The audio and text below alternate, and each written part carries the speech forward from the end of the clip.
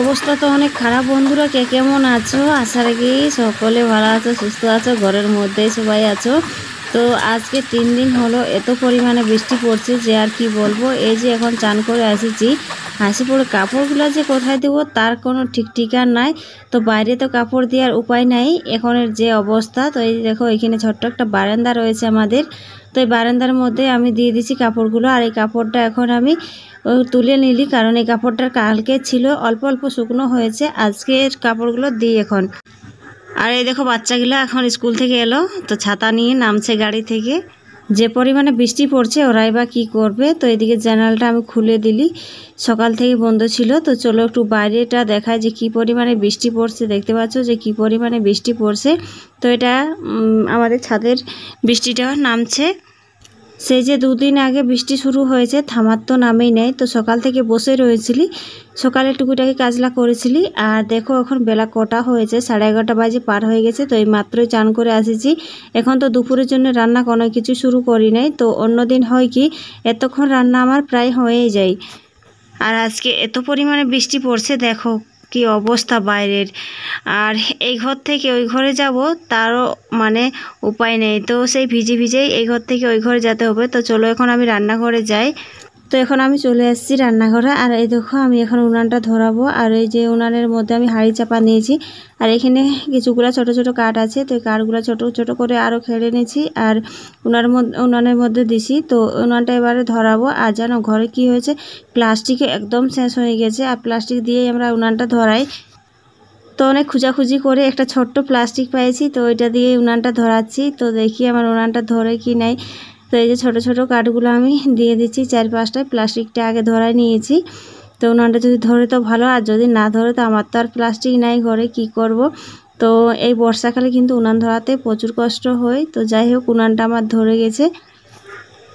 উনানটা ধরার পরে আবার আমি চলে এসেছি এই ঘরে, দিয়ে পরে ঘর থেকে চাল বার করে নিয়েছি। আর এখন চালটা আমি ভালো করে পাছড়ে নিচ্ছি।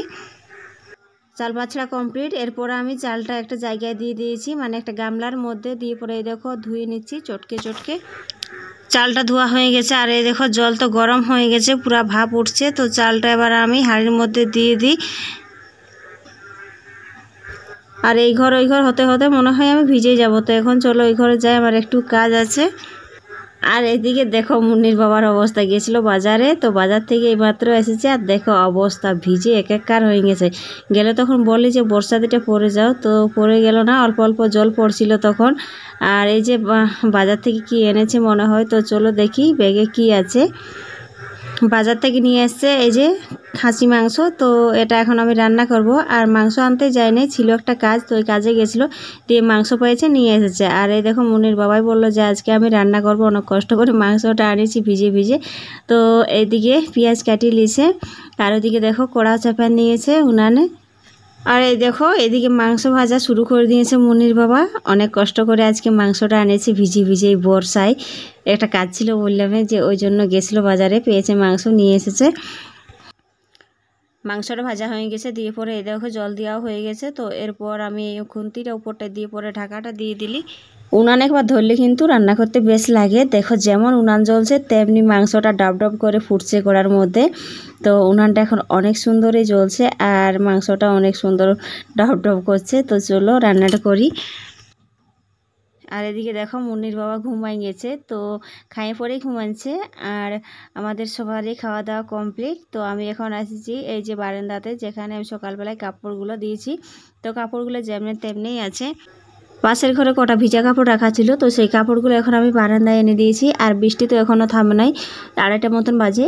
তো কাপড়গুলো এখানে আমি দিয়ে দিই, একটু ছাদে যেতে হবে। তো কী জন্য যাবো অবশ্যই তোমরাকে সেটা দেখাবো। তো চলো সঙ্গে থাকো। এখন আমি যাচ্ছি ছাদে, চলেও এসেছি। তো ছাদের কি অবস্থা সেটাই দেখতে এসেছি। তো ছাদের এখন কি অবস্থা থাকবে, বৃষ্টি পড়ছে, চারিদিকে বৃষ্টি আছে আর কি। তো সেটার জন্যই আমি আসি নাই। আমাদের এখানে যে বৃষ্টির জলটা নামে, তো এইখানটাতে এই যে আম পাতা পড়ে জল নামার জায়গাটা জাম হয়ে যায়। তো সেটাই আমি এখন পরিষ্কার করে দিতে আলি, একটা লাঠি দিয়ে পাতাগুলো সরান দিচ্ছি। তো বন্ধুরা চলো টাটা, সবাই ভালো থাকো সুস্থ থাকো।